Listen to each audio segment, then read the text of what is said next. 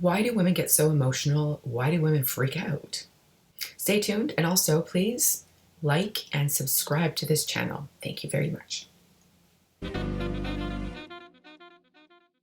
So here's the thing that you need to know about women. Women are highly emotional. Duh, right? You already knew that.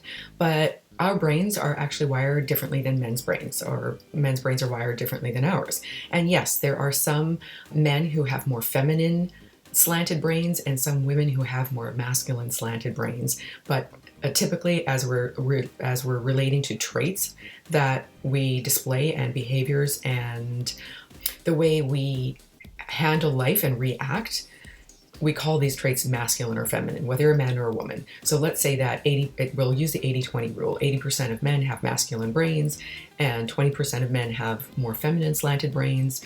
And then same thing the other way around with women and having a masculine brain versus a feminine brain.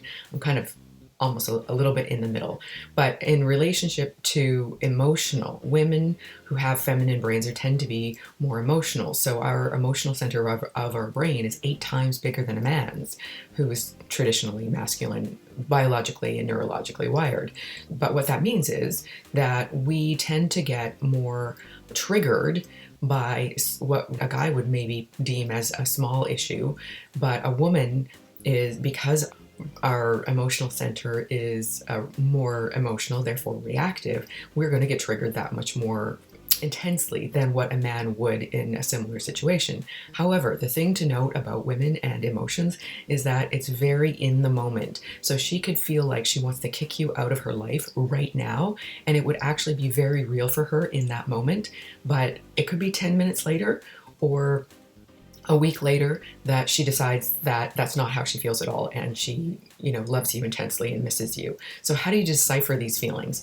Basically, you are looking for the length of time it takes her to recover. And part of the length of time that it would take her to recover is based on who she is, how healthy she is emotionally, and of course, your reaction to her reaction. So if it's a shit test, and you react properly, or let's say effectively, then she's going to be able to calm down quickly or more quickly than if it's something serious. And the way you know if it's a shit test or something serious is by handling it. And I've already done another video on how to handle the shit test, actually recently, so watch that video. But if you handle it correctly and she's still mad, then it's a bigger issue. It's not just an in-the-moment shit test or an in-the-moment emotional reaction. So watch out for that, but also don't be taking every little emotional reaction to heart, because it just might be an in-the-moment thing. And guess what else? Women are hormonal. So whether or not we like to admit it, it's true, and there are times of the month where we're going to be more emotional because of biological reasons. Ladies, biological reasons for those emotional roller coasters that you get to go through. And I say get to go through because at least life is an adventure with a woman. And as long as she's healthy and not just a complete mess emotionally, then you can get through these issues with her and come out stronger. And definitely how you handle the shit test will determine if she views you as stronger or weaker. She wants you to be strong for her. She doesn't want you to fold like a paper napkin. Even though she says she wants that, she actually needs you to be strong. She needs you to be her rock in life.